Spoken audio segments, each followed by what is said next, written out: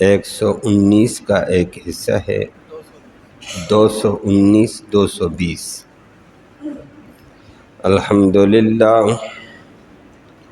الحمدللہ عدد خلقہ ورضا نفسہ وزنۃ عرشہ ومداد کلماتہ، والصلاۃ والسلام علی صفوۃ رسلہ وخیر خلقہ محمد وآلہ وصحبہ، اما بعد فاعوذ باللہ من الشیطان الرجیم، بسم اللہ الرحمن الرحیم۔ وَيَسْأَلُونَكَ مَاذَا يُنْفِقُونَ قُلِ الْعَفْوَ كَذَلِكَ يُبَيِّنُ اللَّهُ لَكُمُ الْآيَاتِ لَعَلَّكُمْ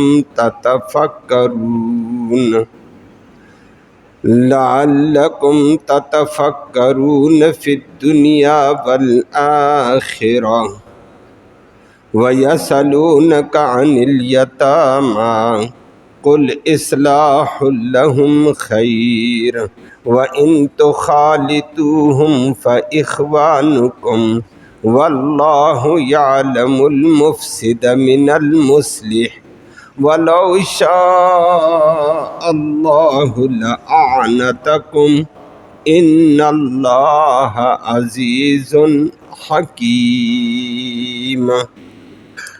صدق اللہ العلی العظیم وبلغنا رسولہ النبی الامی الکریم۔ قابل تکریم معزز سامعین کرام، اس سے پہلے اسی آیت کے حصے میں 2 دن آپ نے سماعت کیا تھا کہ صحابہ کرام نے شراب اور جوئے کے حوالے سے سوال کیا، اللہ نے جواب ارشاد فرمایا۔ آج کی ان آیتوں میں 2 اور سوال صحابہ کرام کے ہیں۔ ایک سوال صحابہ کرام نے نبی کریم صلی اللہ علیہ وسلم سے یہ کیا کہ اللہ کے راہ میں کیا خرچ کریں، کتنا خرچ کریں۔ اللہ نے اس کا جواب دیا کہ اپنی ذاتی ضرورت، اپنے بیوی بچوں کی ضرورت سے زائد جو ہوگا اس کو خرچ کرنا، کہیں اپنی ضرورت کو خرچ کر کے پریشان نہ ہونا، بیوی بچوں کی ضرورت کو ضائع کر کے گنہگار نہ ہونا۔ اپنا بیوی بچے رشتہ دار کا لحاظ رکھو، اس کے بعد اللہ کے راستے میں دو، تمہاری مرضی۔ نمبر 2، صحابہ کرام نے ایک اور سوال کر دیا، وہ بھی ایک اہم تھا کہ یتیموں کے مال کو کھانا بہت بڑا گناہ ہے، جو قرآن نے پہلے ذکر بھی کیا، آگے بھی آنے والا ہے۔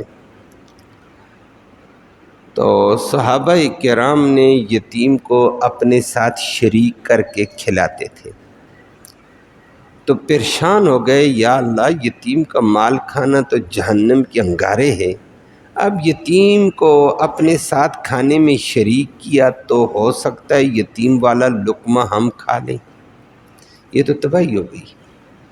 یتیم کے لیے الگ اگر پکائیں تو وہ اس کا مال کچھ ضائع ہونے کا اندیشہ، تو کریں کیا؟ اللہ نے اس کا جواب دے کر فرمایا کہ اصل چیز یتیم کے مال کی اصلاح ہے، کہ مال اور یتیم کا حق ضائع نہ ہو، اس کے حالات کو سنوارنا ہے تاکہ بلوغت تک اس کا مال بچاتے بچاتے اس کے حوالے کرو، وہ بیچارہ معاشرے کا کلاش بندہ نہ بن جائے۔ تو اس کے بعد دونوں باتیں ہیں، اگر آپ اپنے مال میں اس کو شریک بھی کر لو تو کوئی بات نہیں ہے، جو آپ کو اس کی حالت مصلحت بہتر نظر آتی وہ اختیار کرو، اور علیحدہ اگر استعمال اس کا کھانا پکاتے ہو تو وہ بھی جائز ہے۔ اللہ جانتا ہے کون یتیم کی اصلاح کے در پہ ہے اور کون اس کے مال کو ہڑپ کرنے کے در پہ ہے، وہ اللہ جانتا ہے۔ تمہیں بہرحال یتیم کی اصلاح، مصلحت اور اس کے حال کو سنوارنے کی فکر ہونی چاہیے۔ لفظی ترجمہ سماعت فرمائیں۔ فرمایا وَيَسْأَلُونَ، وہ صحابہ کرام سوال کرتے ہیں کا آپ سے، مَاذَا يُنْفِقُونَ، وہ کیا خرچ کریں، کتنا خرچ کریں۔ کل نبی اعلان کر کے کہہ دیجئے العفو، ضرورت سے زائد چیز کو خرچ کر دو۔ کذالک، اسی طرح یبین اللہ، اللہ کھول کھول کر بیان کرتا ہے، لکم، تمہارے لیے، الآیات، اپنے احکام، لعلکم، تاکہ تم لوگ، تتفکرون، غور و فکر کرو، فی الدنیا، دنیا میں بھی، والآخرہ، اور آخرت میں بھی، کہ اپنی دنیا بھی سنوارو، اپنی دنیاوی ضرورت بھی پوری کرو، آخرت بھی سنوارو اللہ کے راستے میں خرچ کر کے۔ نمبر 2، وَيَسْأَلُونَ، اور وہ صحابہ کرام آپ سے سوال کرتے ہیں کا آپ سے، عن الیتامی، یتیموں کے حوالے سے۔ کل نبی اعلان کر کے کہہ دیجئے اصلاح، مصلحت، سنوارنا، لہم، ان یتیموں کے لیے جو ہوگا، خیر، وہ بہتر ہے، ان کا سنوارنے والی حالت، اصلاح والی حالت بہتر ہے۔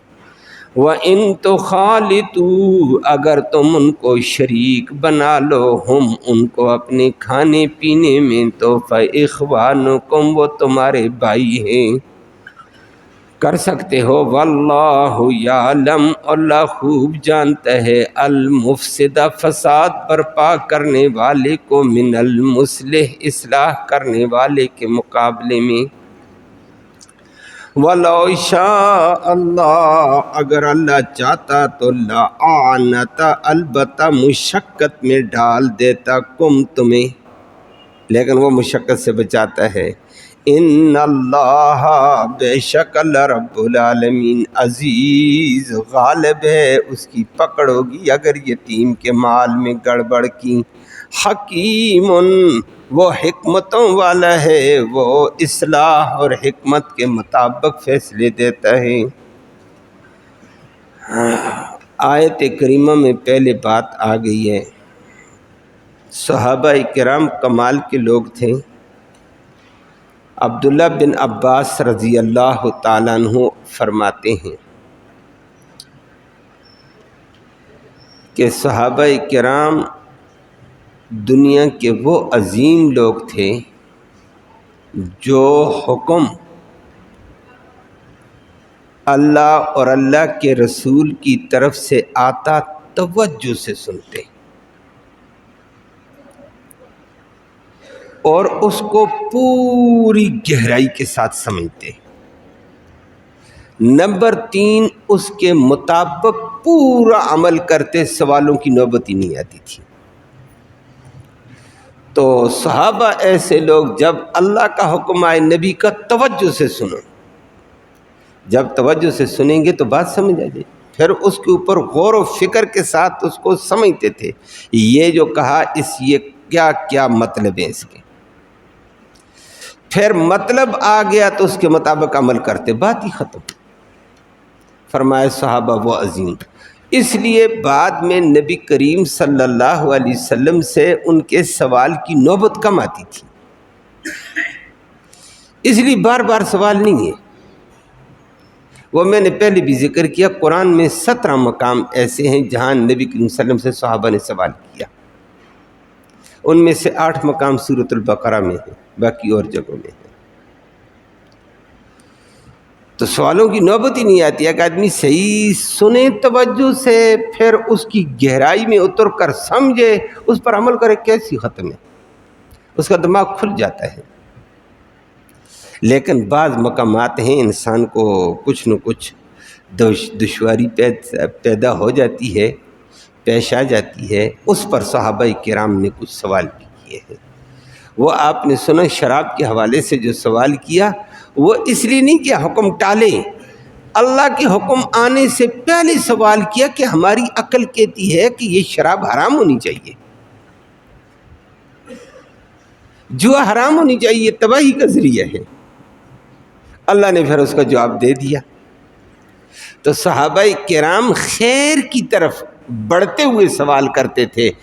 ایسا سوال نہیں ہے کہ معاملے کو ٹال دیا جائے، ہیلے بہانے کر دیے جائیں، پار کر دیے جائے۔ کمال لوگ تھے۔ اب آج آیت کریمہ میں بھی وہی سوال تھا۔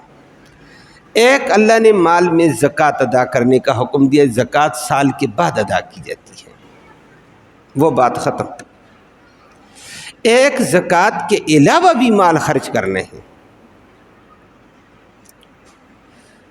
ضرورت مندوں کے اوپر خرچ کرنا ہے، یتیموں پر کرنا، بیواؤں پر کرنا، مسافر پر کرنا، محتاج پر کرنا، بیمار پر کرنا ہے، یہ زکوٰۃ کے علاوہ ہے۔ وہ اس رکوع سے پچھلے رکوع میں اس کی تفصیل بھی آئی تھی۔ اب صحابہ کرام نے جب کہا کہ زکوٰۃ کے علاوہ دوران سال غریبوں پر، یتیموں پر، بیواؤں پر، مسکینوں پر، مسافروں پر، بیماروں پر، ضرورت مندوں پر خرچ کرنا ہے، صحابہ نے کہا وہ خرچ کی کتنا ہونا چاہیے، کتنا خرچ کریں؟ کرتے ہیں ہم، یہ نہیں ہے ٹالنے کے لیے، یہ سوال کیا کہ تاکہ اللہ کا حق جو حکم آیا ان غریبوں محتاجوں پر خرچ کرنا، کتنا خرچ کریں تاکہ اس حکم کو پورا کر دیں۔ اللہ نے بھی صحابہ کو زبردست جواب دیا، فرمایا یاد رکھنا، یسألونک ماذا ینفقون، وہ صحابہ کرام آپ سے پوچھتے ہیں کہ کتنا خرچ کریں، زکوٰۃ کے علاوہ غریبوں یتیموں پر کتنا خرچ کرنا چاہیے۔ اللہ نے فرمایا کل نبی ان کو بتا دو العفو، ضرورت سے زائد۔ تو ضرورت ایک انسان کی اپنی ہے، کھانا پینا، کپڑا لباس، جوتا، دیگر تھوڑا بہت ضروریات زندگی، پھر گھر کی ضرورت ہے، بیوی بچوں کی ضرورت ہے، گھر کے اخراجات کی ضرورت ہے۔ فرمایا اس اپنی ضرورت، گھر کی ضرورت، بیوی بچوں کی ضرورت، آپ کے چھوٹے بھائی آپ کی کفالت میں ان بھائیوں کی ضرورت سے جو زائد ہے وہ خرچ کر دینا۔ یہ نہیں اللہ نے کہہ دیا غریب پر خرچ کرو، تو جو بیوی کی ضرورت، بچوں کی ضرورت جیب میں پڑی ہوئی ہے وہی اٹھا کر دے دو، یہ بیوی بچوں کا حق مار دو گے۔ یہ شریعت یہ بھی نہیں کہتی ہے یتیم بیوہ کو دے دے لیکن بیوی کا حق مار کر، بیوی کا بھی حق ہے، اس کی ضرورت پوری کر، بچوں کی ضرورت پوری کر، اس ضرورت سے زائد ہے تو وہ خرچ کرنے ہیں تاکہ ان گھر والوں کا، بیوی بچوں کا حق تلف کر کے تیری آخرت برباد نہ ہو۔ یہ نہیں ہے ثواب کمانے کی نیت ایسی نہ کر کے ایک طرف حق مارتا ہے دوسری طرف حق دیتا ہے، نہ، حق والوں کا حق تلف کر کے نہ دینا، آگے ان کا حق ہے پہلے ان کو دو، اور نمبر دو آپ کی اپنی ضرورت سے زائد ہے پھر دے دو۔ یہ نہیں ہے اپنی ضرورت والا بھی دے دیا بعد میں دنیاوی پریشانی میں مبتلا ہو گیا، اپنی ضرورت والا دے گا تو خود پریشانی میں مبتلا، بیوی بچوں کی اگر ضرورت والا دے گا تو اخروی گنہگار۔ تو فرمایا یہ دونوں کاموں سے دنیا کو بھی بچا اپنی پریشانی کو، اور اپنی آخرت بھی بچا، غیر کے حق کو نہ مار، ضرورت سے زائد چیز دے دو۔ یہ دینا ہے کہ اپنی ضرورت تمہارا اتنا کامل ایمان نہیں ہے اپنی ضرورت والی چیز کو بھی دے دو اور کہو جی اللہ دینے والا ہے۔ کامل ایمان ہو تو ہو سکتا ہے لیکن ہر کوئی تو ابو بکر نہیں ہے، اور ابو بکر نے یہ کمال کیا تھا۔ غریب آئے ہوئے تھے، نبی کریم صلی اللہ علیہ وسلم نے فرمایا غریبوں کے لیے مال لاؤ، لایا۔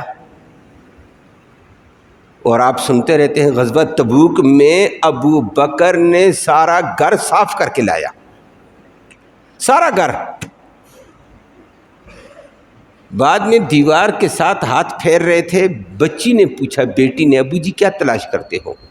کہا ادھر میں نے کل سوئی لگی ہوئی دیکھی تھی، میں وہ سوئی لینا چاہتا ہوں کہ مجاہدین کو جہاد کے دوران سوئی کی ضرورت پڑے گی، وہ میں اللہ کے راستے میں دیتا ہوں۔ میرے نبی نے کہا جو لا سکتے ہو لاؤ، میں وہ بھی دینا چاہتا ہوں۔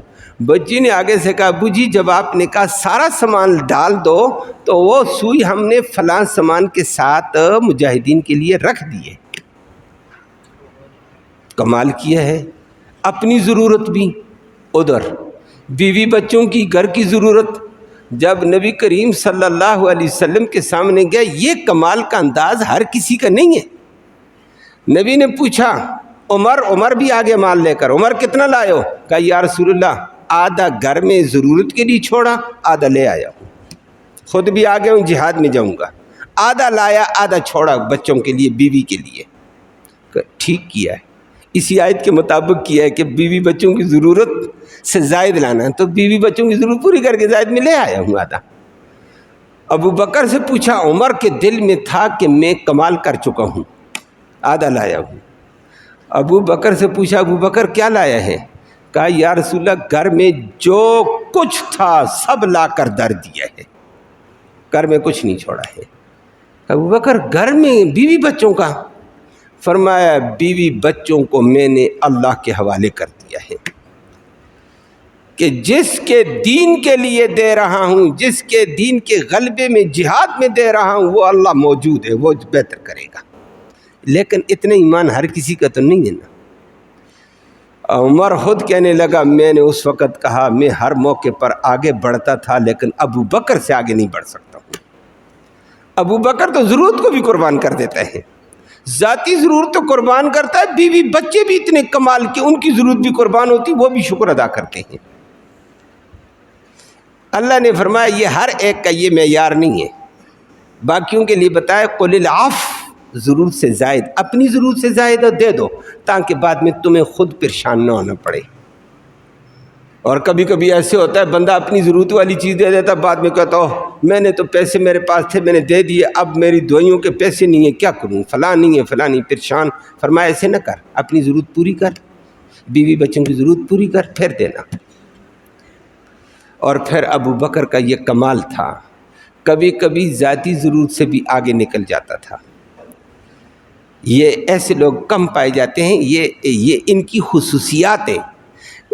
دین یہ نہیں کہتا ان کی خصوصیات کے مطابق چلو، دین عام ضابطہ بیان کرتا ہے، اعلیٰ درجہ حاصل ہو کسی کو تو وہ الگ بات ہے۔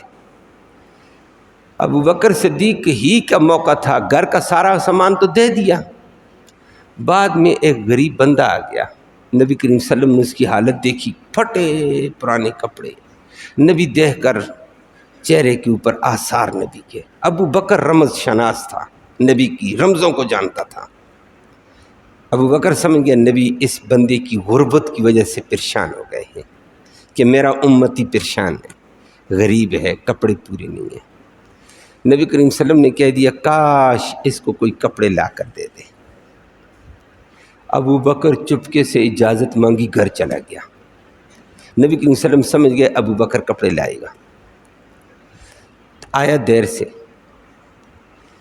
سے آیا، لا کر کپڑے دے دیے اور لباس پڑا عجیب۔ نبی کریم صلی اللہ علیہ وسلم فرمایا دیر سے آئے ہو؟ یا رسول اللہ یہی جوڑا تھا، یہ میں نے گھر میں اتارا، گھر میں چٹائی ٹاٹ دری پڑی ہوئی تھی، میں نے وہ کاٹ کر اپنے ہاتھوں سے سوئی سے سی کر وہ پہن لیا، یہ میرا بھائی پہن لے۔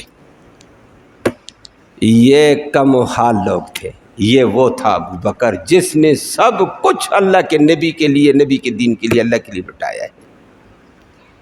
لیکن عام انسانوں کے لیے اللہ نے ضابطہ بتا دیا قل العفو، اپنی ضرورت، بیوی بچوں کی ضرورت سے زائد خرچ کرنا۔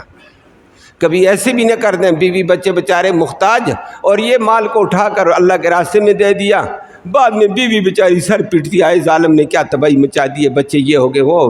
پہلے بیوی کا معیار تو بلند کر، ابو بکر صدیق کی بیوی کی طرح بیوی بنے تو تب کی بات ہے، نہیں تو ان کا حق ہے، ضائع نہ کر۔ ساتھ اللہ نے فرما دیا کذالک یبین اللہ لکم الآیات، اس طرح اللہ کھول کھول کر حکم کو بیان کرتا ہے کہ زکوٰۃ کے علاوہ غریبوں، یتیموں، بیواؤں، مسکینوں کو مال دینا ہے، لیکن اس مال میں سے دینا جو تیری ضرورت، تیری بیوی بچوں کی ضرورت سے زائد ہو، وہ دے دینا، تاکہ نہ وہ پریشان ہو نہ تو پریشان ہو۔ باقی اعلیٰ معیار تجھے اللہ نے دے دیا اخلاص والا، تو ابو بکر والا انداز اختیار کرنا۔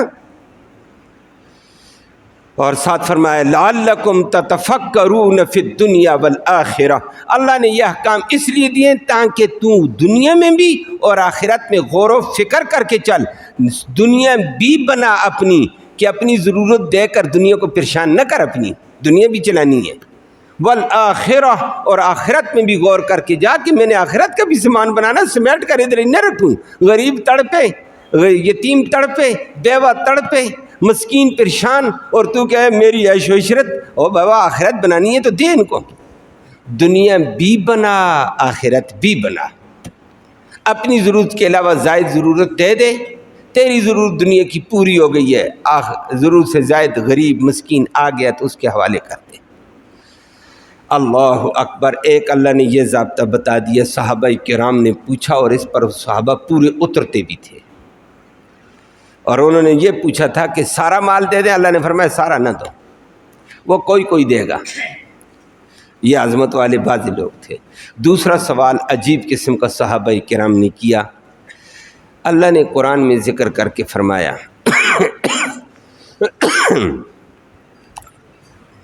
وَلَا تَقْرَبُوا مَالَ الْيَتِيمِ، یتیم کے مال کے قریب بھی نہ جانا۔ عرب کے معاشرے میں جس طرح آج ہمارا معاشرہ بھی کہیں کہیں تباہی بہت پائی جاتی، کہیں اچھے لوگ بھی ہیں الحمدللہ، دین والے بھی ہیں، نہیں تو یتیم کے مال کو ہڑپ کیا جاتا تھا عرب میں بے دریغ۔ اللہ نے یتیم کو تحفظ دیا ہے، اسلام نے آ کر یتیم کو، کمزور کو تحفظ دے کر کہا یتیم کے مال کے قریب نہ جاؤ، بلکہ یتیم کا مال جو کھائے گا انما یاکلون فی بطونہم نارا، جو یتیم کا مال کھائے گا یہ اپنے پیٹ میں جہنم کے انگارے بھر رہا ہے۔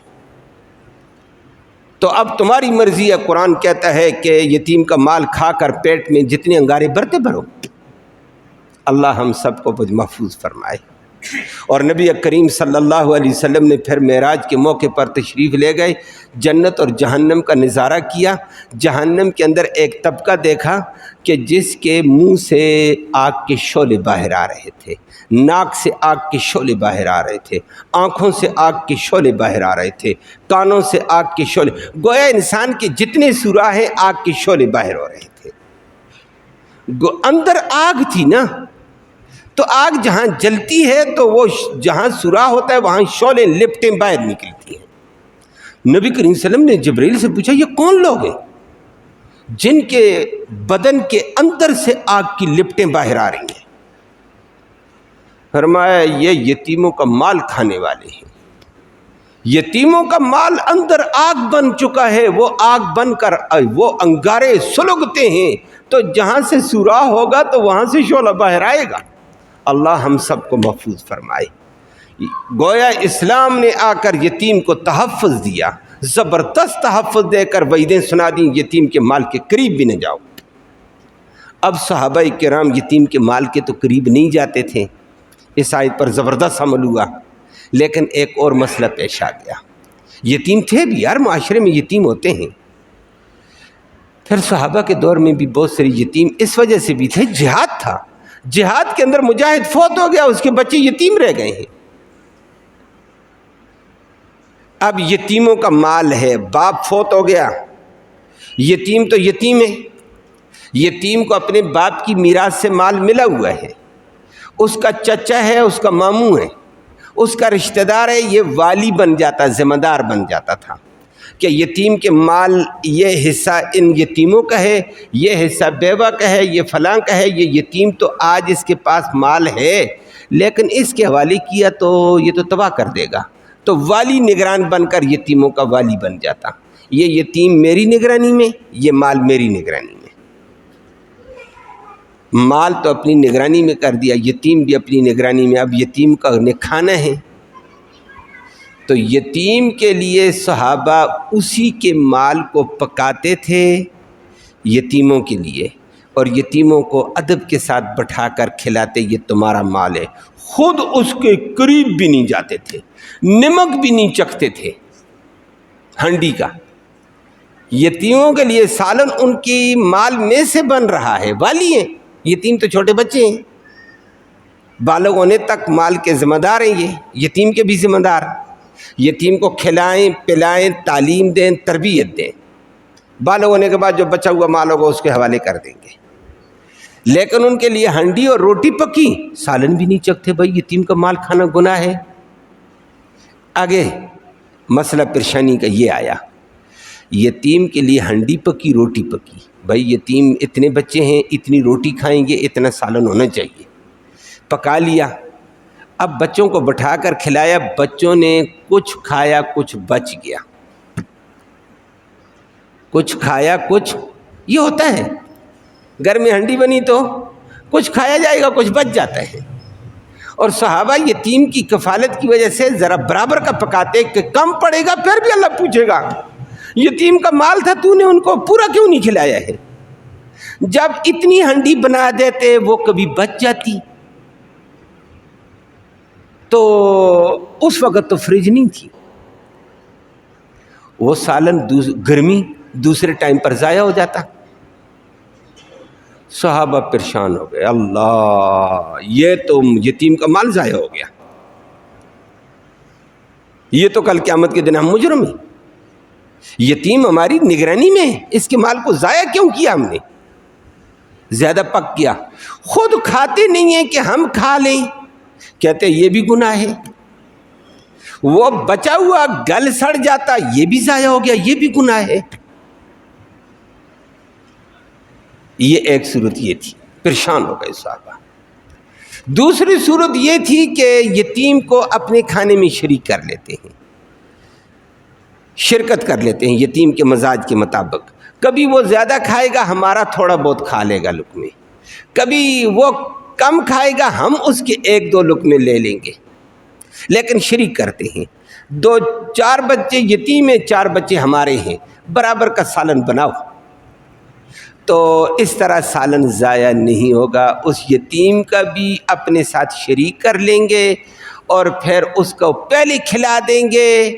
صحابہ نے پوچھا بچا ہوا ہمارے بچے کھا لیں گے، کیونکہ ہمارا بھی حصہ اس میں شامل ہے، آدھ آدھ کیا ہے، لیکن اس آدھ و آدھ میں بھی کیا پتہ یتیم کا کوئی لقمہ ہماری طرف آ گیا، پھر برباد ہے۔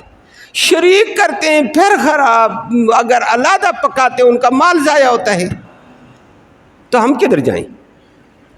یہ صحابہ کی پریشانی تھی۔ اور ہمارے سوال ہوتے ہیں کہ یتیم کے مال کو ہڑپ کیسے کریں، ہمارے سوال آج کل معاشرے میں یہ ہوتے ہیں۔ بہت سارے لوگ مسئلہ پوچھتے ہیں، کبھی کبھی دین پر عمل کرنے کے لیے بہت کم پوچھتے ہیں، پھنستے ہیں تو راستہ نکالنے کے لیے پوچھتے ہیں، بہت سارے ایسے ہیں، طلاقیں دے کر 2 3 4 دے کر آ جاتے ہیں، بعد میں کہتے ہیں اب حل نکالو۔ کوئی نہیں پوچھتا ہے کہ گھر میں لڑائی ہے، میں نے طلاق دینی ہے، صحیح طریقہ کیا ہے، کوئی کم پوچھتا ہے، ایسے پوچھتے ہی نہیں ہے، تباہی مچا کر پھر آ جاتے ہیں، کوئی صورت نکالو۔ او خدا کا بندہ، اللہ ہدایت نصیب فرمائے۔ صحابہ یہ کہتے تھے کہ ہم گناہ سے کیسے بچیں، اس لیے بچنے کے لیے پریشان ہوئے، سوال کر دیا وَيَسْأَلُونَكَ عَنِ الْيَتَامِ، اور فرمایا صحابہ کرام آپ سے یتیموں کے بارے میں پوچھتے ہیں، کل نبی اعلان کر کے ان کو بتا دو، باتیں دو کہ یتیم کے تم والی بن گئے، یتیم کا مال تمہارے پاس ہے۔ 2 باتیں ہیں، قل اصلاح لہم خیر، اصل معاملہ یتیم کے مال سے بچنے کا یہ کیا یتیم کا مال بچ جائے، یتیم کا حال سنور جائے، یتیم کی اصلاح اور مصلحت جس کام میں وہ بہتر ہے۔